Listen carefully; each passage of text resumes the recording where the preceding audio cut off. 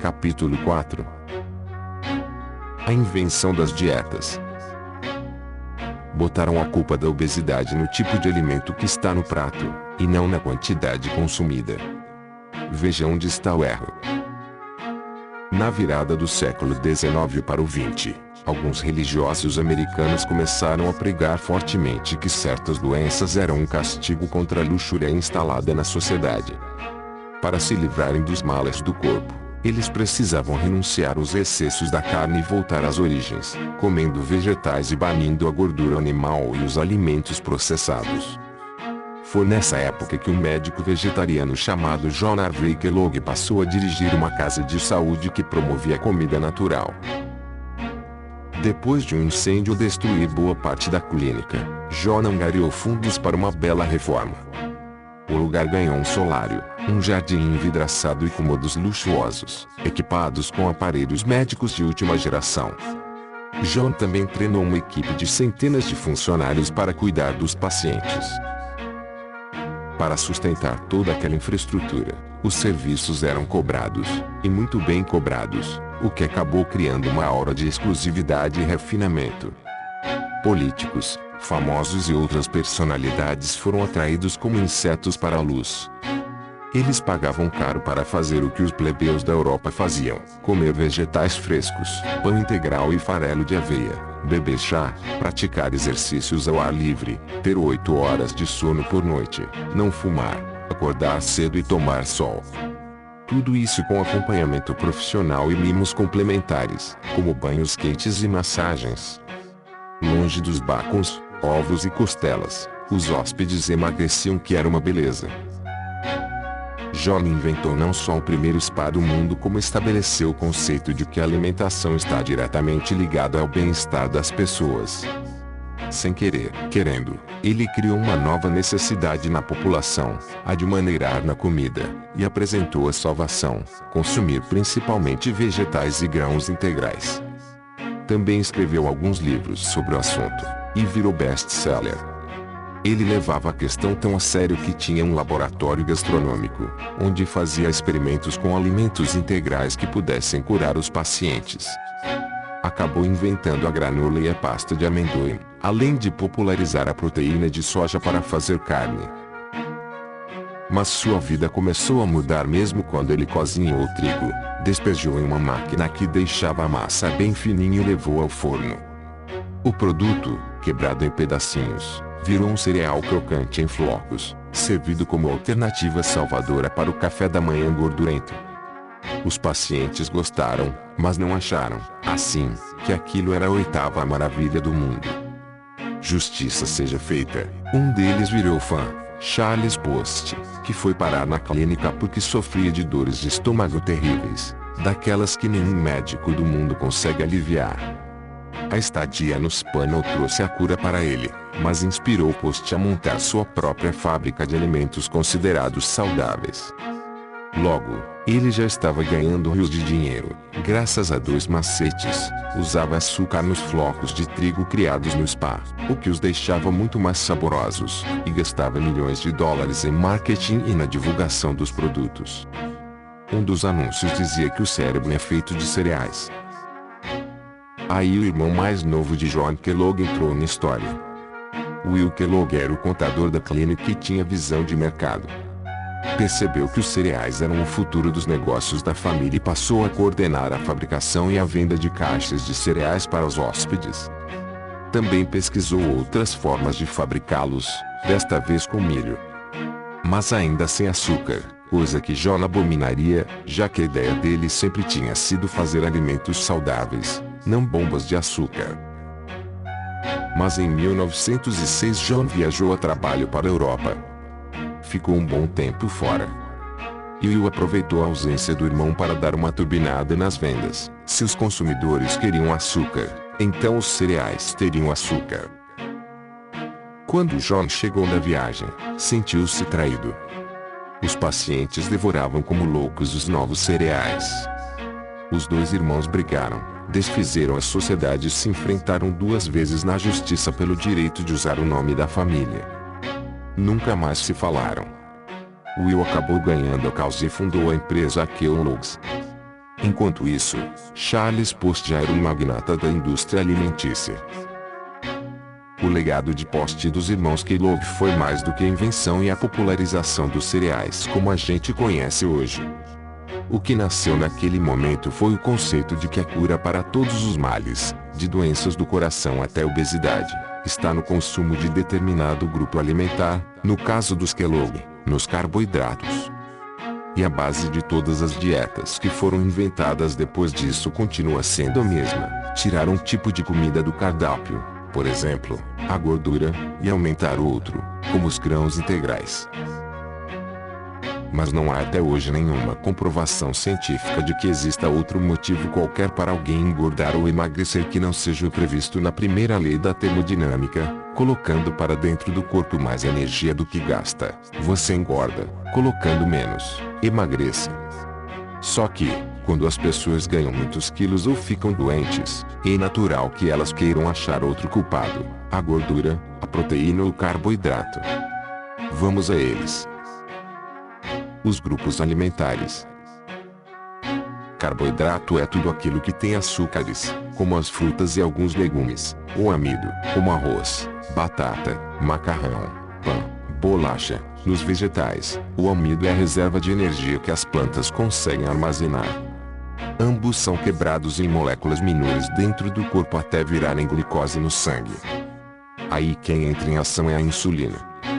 Ela retira a glicose do sangue e leva para as células, onde esse açúcar, glicose é um tipo de açúcar, fica estocado na forma de gordura. Quando você come um brigadeiro, entra tanta glicose de uma vez que a produção de insulina vai logo para o pico. A insulina faz a faxina rápido: o que era glicose vira energia para o corpo, e o excedente, gordura. Nisso, 400 calorias de brigadeiro se transformam num grande vazio interno. Aí o cérebro entra em cena. Ele detecta que o nível de glicose no seu sangue está baixo e solta um comando para deixar você com fome. Ou seja, doces como o brigadeiro são aquilo que os nutricionistas chamam de carboidrato de rápida absorção, que é assimilado velozmente pelo organismo e transformado em reserva de gordura. Na outra ponta estão os carboidratos de lenta absorção. Se você consumir 400 calorias de feijão, por exemplo, o corpo vai levar quase 3 vezes mais tempo entre quebrar a glicose dele e mandar esse açúcar para dentro das células. Essa demora prolonga a sensação de saciedade, segurando a fome. Na prática, então, 400 calorias de feijão saciam por 3 vezes mais tempo do que 400 calorias de brigadeiro. Existe um medidor da velocidade com que o carboidrato é transformado em glicose no sangue. É o índice glicêmico, IG. O parâmetro para definir o IG é a glicose pura, considerada como equivalente a 100. Os alimentos com IG maior do que 85 têm alto índice glicêmico, ou seja, viram glicose bem rápido e disparam a produção de insulina. Os que ficam ali entre 60 e 85 são os médios. E os carboidratos com menos de 60 são os de baixo IG. Um tomate tem IG igual a 9, a Coca-Cola, 63, o arroz branco, 89, e a batata, 82. Apesar de a quantidade de calorias totais consumidas e gastas no dia ser o fator determinante para engordar ou emagrecer, esse mecanismo da insulina interfere, sim, na saúde e na obesidade. Porque estimular o pâncreas a produzir muita insulina de uma vez pode levar o corpo a desenvolver resistência ao hormônio e, depois, levar ao surgimento de diabetes. Sem contar que os carboidratos com médio ou alto IG saciam na hora e, logo depois, já trazem de volta a fome. Por isso, no fim das contas, há o risco de comer demais. Um jeito de desacelerar os carboidratos é acrescentar fibras, que são o esqueleto dos vegetais e se dividem em 2 tipos, nenhum deles digerido pelo organismo. As solúveis viram um gel quando entram em contato com os líquidos do estômago, ajudando na sensação de saciedade e na liberação mais lenta da comida para o sangue. Elas também envolvem algumas moléculas de gordura e as carregam para as fezes. As insolúveis passam intactas para o intestino, onde cumprem a função de aumentar a massa fecal e varrê-la de lá. Cientistas do Centro de Pesquisas do Departamento de Agricultura americano submeteram 42 adultos a duas dietas diferentes, mas com a mesma quantidade de calorias, uma com mais fibras e outra com menos. Depois de 10 semanas, o grupo que consumiu muitas fibras absorveu menos calorias. A glicose é a grande fonte de energia do corpo. Mas as gorduras também fazem esse papel, e são o grupo alimentício com maior quantidade de calorias por grama. Além de fundamentais para a composição e o funcionamento das células, elas têm papel na absorção de vitaminas e na síntese dos hormônios sexuais. Já as proteínas são os tijolos que constroem e reparam os músculos, derivadas principalmente de produtos de origem animal, como carne, ovos e leite. No reino vegetal, a melhor fonte são os grãos de vagem, feijão, ervilha, lentilha, soja, grão de bico. Quem regula o estoque de proteína e gordura no corpo é o cérebro, usando principalmente dois hormônios, a grelina, que dispara a fome e faz você querer ir à caça, e a leptina, que avisa aos neurônios quando as reservas estão de bom tamanho. Quando você diminui o consumo de calorias, o corpo usa as que estão no estoque. Quando aumenta, ele guarda o excedente para o caso de uma nova era do gelo surgir. Lembrando a primeira lei da termodinâmica, com mais energia do que gasta, você engorda, com menos, emagrece. Simples assim. A farsa das dietas. No começo do século XX, tomou corpo a ideia de que a gordura, principalmente animal, era a causa de todos os males, e o consumo dela caiu. A carne também é a maior fonte de proteína na alimentação. Cortar gordura e proteína significa aumentar o consumo de outra coisa, senão você morre de fome. Como só sobram os carboidratos, os gurus da nutrição passaram a recomendar o aumento da ingestão de pães, massas, cereais e bolachas, com a ressalva de que deveriam ser integrais, por serem mais naturais. Carnes magras também podiam entrar. Doces, não, porque sempre foram considerados engordativos. Resumindo, para emagrecer e ter saúde era preciso cortar gordura, principalmente animal, açúcar e alimentos altamente processados, como aqueles que levam farinha branca. Essa receita é, até hoje, a base de muitas dietas. Mas, mesmo naquela época, existiam os opositores à ideia de que a gordura era a causa da obesidade e das doenças. Na década de 1960, quando as dietas à base de carboidrato não freavam o crescimento da obesidade nos Estados Unidos, o cardiologista Robert Atkins decidiu investigar melhor o assunto e chegou à conclusão de que o que deixava as pessoas gordas e doentes era justamente o carboidrato. Quando você come carboidrato, o excesso é armazenado primeiro em forma de glicogênio, principalmente no fígado e nos músculos, e só depois como gordura nas células. Não falamos desse passo intermediário até aqui para não complicar. Bom, moléculas de glicogênio atraem as de água e, por isso, ocupam mais espaço e pesam mais. Sem carboidrato na alimentação, o corpo recorre às reservas de glicogênio e acaba quebrando também as moléculas de água que ficam grudadas a ele. Por isso, quem faz dieta que corta os carboidratos seca rápido, porque perde água e massa muscular. Isso não é garantia de emagrecimento para valer, muito menos de boa saúde. Se o estoque de glicogênio acaba, o organismo parte para a gordura. E aí começa um processo chamado cetose, que transforma reservas de gordura em combustível para ser usado pelas células. Depois do glicogênio e das gorduras, a próxima e última fonte de energia são as reservas de proteínas, ou seja, o corpo começa a comer sua própria carne. Daí a importância de não deixar para trás os carboidratos e as gorduras. Um grande estudo coordenado por cientistas da Faculdade de Saúde Pública de Harvard acompanhou 811 pessoas com sobrepeso durante 2 anos. Elas foram divididas em 4 grupos, cada um com uma dieta diferente para seguir. Todos os cardápios prescritos eram saudáveis e foram calculados para induzir a mesma perda de peso, mas a proporção entre gordura, carboidrato e proteína entre eles mudava. Ao final do período, os participantes dos 4 grupos tinham emagrecido, em média, 4 quilos. Isso significa que o tipo de comida não interfere no resultado. O que importa é a quantidade de calorias. Caloria é basicamente a quantidade de energia que um alimento carrega. E essa energia, venha ela do alimento que for, só tem 2 destinos possíveis, como já vimos aqui: ou vira combustível para manter você vivo e respirando, ou vira reserva para te manter vivo e respirando caso falte comida. Em suma, não importa de onde vêm as calorias. Qualquer dieta faz você perder peso, porque gera um déficit calórico. Mas a maioria é restritiva e requer alimentos que fogem daqueles mais habituais. Por isso, é difícil de seguir e impossível de manter, o que gera frustração e efeito rebote, diz o endocrinologista Alfredo Alper, professor da Faculdade de Medicina da UESP. Isso leva à segunda conclusão do estudo: em 2 anos, as pessoas perderam apenas 4 quilos.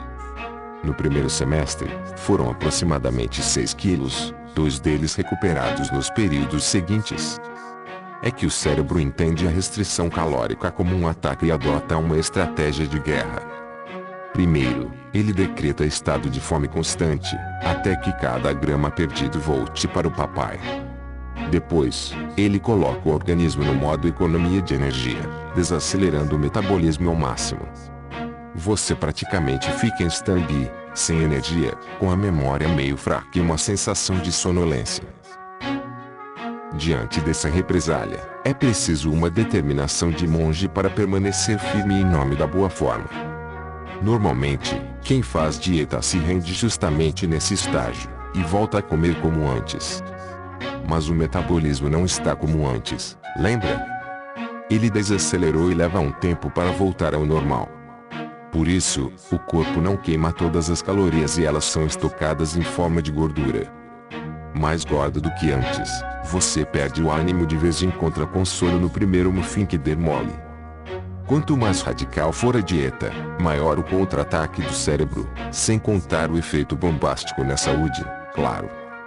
Está aí a explicação para o efeito sanfona, enfrentado por 9 entre 10 candidatos a um corpinho enxuto. Então, o melhor jeito de perder peso é comer menos calorias e não fugir muito dos alimentos saudáveis que fazem parte do seu dia a dia. Querer seguir um cardápio com amor às silvestres não funciona.